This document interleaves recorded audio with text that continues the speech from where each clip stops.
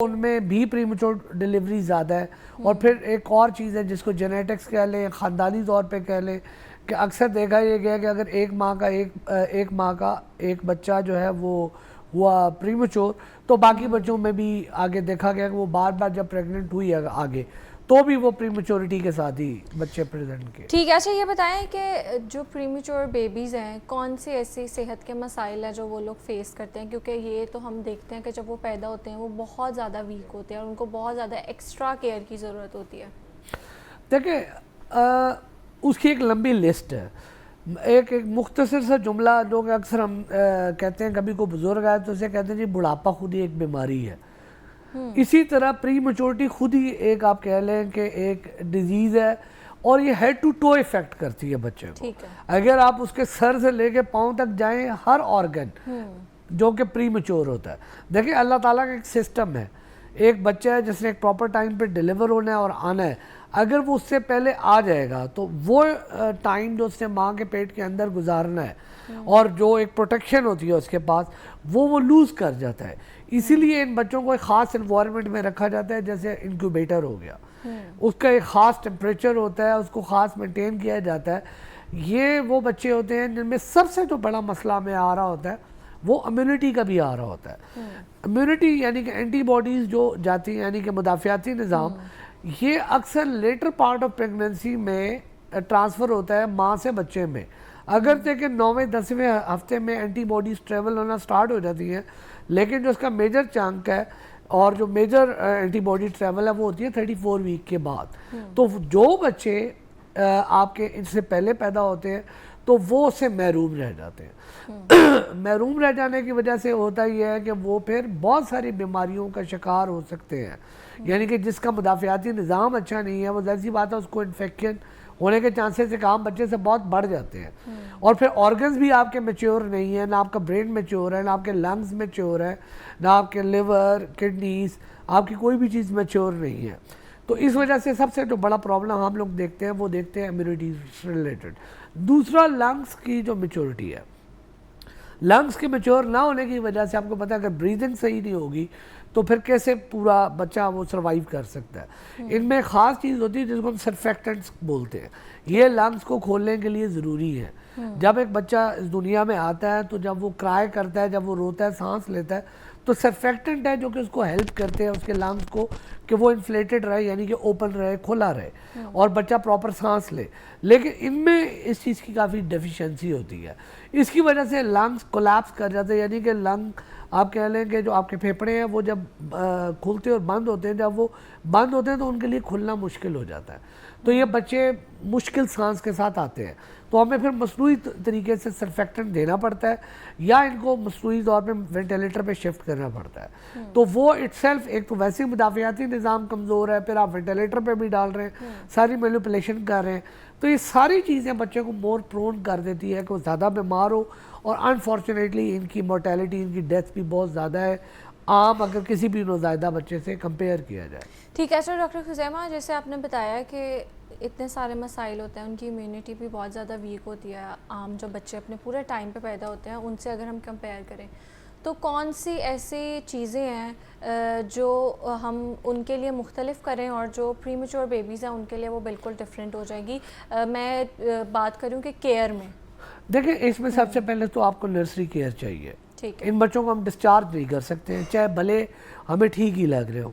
हमारा क्राइटेरिया ये होता है कि बच्चा कम से कम भी 1.5 किलो से ऊपर होगा तो वो घर जाएगा। अगर उसका वज़न 1.5 किलो से कम है तो उसको हम नर्सरी केयर में रखते हैं। नर्सरी केयर क्या होती है, वो ज़्यादातर तो टेक्निकल चीज़ें, इंक्यूबेटर होता है कि आर्टिफिशियल एक आप कह लें डब्बे नुमा एक चीज़ होती है जिसमें टेम्परेचर को मेंटेन किया जाता है, इनको मिनिमल हैंडल किया जाता है, यानी बार बार इनको टच ना करें क्योंकि जैसी बात है हमारे हाथ से जरासीम भी इनको ट्रांसफ़र हो सकते हैं और जब आप टच करते हैं तो और इन्फेक्शन के चांसेस बढ़ जाते हैं। दूसरा ये है कि कुछ चीज़ें स्क्रीन में हम लोग करते हैं, यानी कि इनको देखते हैं, जैसे कि ब्रेन में ब्लीड होने का चांस इनमें स्पॉन्टेनियस बगैर किसी वजह के भी हो सकता है, तो हम अल्ट्रासाउंड करवाते हैं डे 2 डे 3 पे, और फिर रिपीट भी करते हैं डे 10 पे, क्योंकि अगर वो ब्लीड होगा तो फिर आगे ब्रेन की डेवलपमेंट में भी प्रॉब्लम आ सकता है। इन्फेक्शन फ्री इन्वायरमेंट बड़ा ज़रूरी है। अगर इन्फेक्शन हो जाएगी तो फिर बहुत प्रॉब्लम हो जाता है। कई दफ़ा हमें एहतियाती तौर पे ही दे देते हैं, क्या कहते हैं, इम्यूनोग्लोबुलिन्स। अब वो भी थोड़ा कंट्रोवर्सी है, कुछ स्टडीज़ कहती हैं उसका फ़ायदा होता है और कुछ कहती हैं उसका फ़ायदा होता ही नहीं है। ठीक है। और उसके अलावा कई दफ़ा हम लोग जो इनके टेस्ट वगैरह कराते हैं, अकॉर्डिंग टू सिचुएशन जो टेस्ट आपको गाइड कर रहे हैं, क्या कहते हैं, उसके मुताबिक हम लोग अपना क्या कहते हैं फॉलो करते हैं। लेकिन अगर आप वैसे देखें तो it's all about nursing care. जब वो बच्चा ग्रो करता है फिर हाँ, क्योंकि बच्चे की सकिंग अच्छी नहीं होती है तो हम लोग एक ट्यूब डाल देते हैं जिसको ओजी ट्यूब कहते हैं, और ओरोगैस्ट्रिक मुंह से डालते हैं जो कि स्टमक तक जाती है। उसके ज़रिए उसे खुराक देना स्टार्ट करते हैं। ज़्यादातर माँ का दूध ही होता है जो बच्चा अच्छा टॉलरेट करता है, तो वो देते हैं और ग्रेजुअली इसको इंक्रीज़ करते हैं। क्योंकि मैंने बताया ना कि हर चीज़ इमेच्योर है, इंटेस्टाइन भी इमेच्योर है। अगर आप ज़्यादा फीड कराएंगे तो इंटेस्टाइन भी कोलैप्स कर सकती है। ठीक है। तो इसलिए हमें ग्रेजुअली इसकी फीड बिल्ड करनी होती है, और फिर हमारा टारगेट ये होता है भेजने से पहले कि वो बच्चा ऑक्सीजन फ्री हो, मतलब रूम एयर पे रह रहा हो। दूसरा ये है कि वो अपनी फीड टॉलरेट कर रहा हो, और आइडली स्पीकिंग वो ओरली ले रहा हो और 1.5 किलो से ऊपर हो। तो इस बच्चे को हम वालिदैन को बुला के उनको प्रॉपर काउंसल करके उनको गाइड करके कि टेम्परेचर कैसे रखना है, कवरिंग कितनी करनी है और कितनी कितनी आवर्स के बाद फीड देनी है, पूरा गाइडेंस करके पूरा वो समझा के फिर उनको घर भेजते हैं और एक अच्छे फॉलोअप पे भेजते हैं कि आप विद इन 3-4 डेज या 5 डेज दोबारा चेक कराते रहें ताकि कोई चीज़ मिस नहीं हो।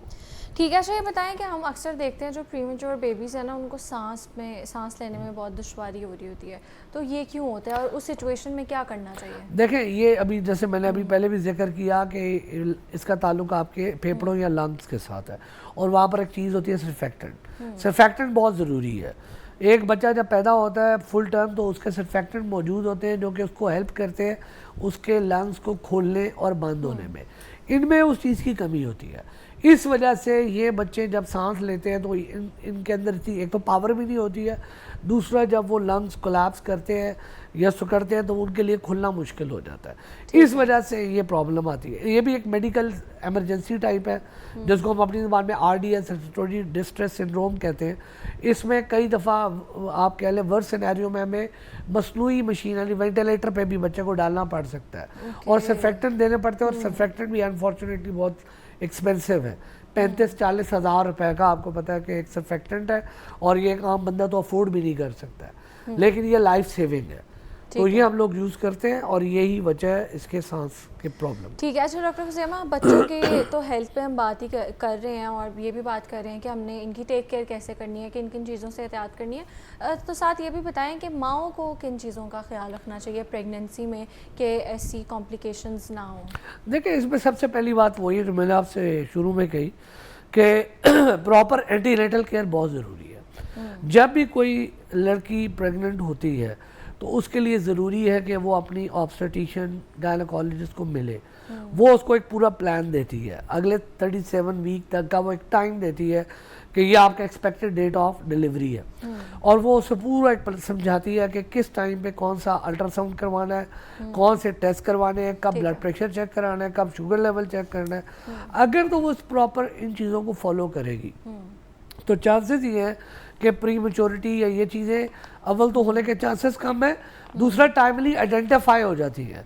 जब टाइमली आइडेंटिफाई हो जाती है तो उन चीज़ों को आप कह लें उनको डील करना इजी हो जाता है। तो मैं यहाँ यही कहूँगा कि आप अपनी प्रॉपर एंटीनेटल केयर लें, और गवर्नमेंट के सेटअप पे भी मौजूद है। कई ख़वातीन देख रही होंगी, वो कह रही होंगी जी कि ऑब्स्टेट्रिशियन तो बहुत एक्सपेंसिव है, उनके साथ फॉलोअप करना, लैब्स कराना। तो गवर्नमेंट के भी जितने सेटअप हैं उन तमाम में अच्छी क्वालिफाइड ऑब्स्टेट्रिशियन मौजूद होती है जो कि उनका और पूरा उन्होंने गाइडलाइंस तैयार की होती हैं, लिखी भी होती है। जो पढ़ी लिखी माँ है वो तो पढ़ के भी काफ़ी कुछ मतलब अब आपको पता है जैसा सोशल मीडिया का दौर है उससे भी कर सकती है, लेकिन मैं कहता हूँ कि अथेंटिकेटेड आपको जो गाइडेंस है वो एक प्रॉपर एंटीनेटल केयर में ऑब्स्टेट्रिशियन दे सकती है। ठीक है।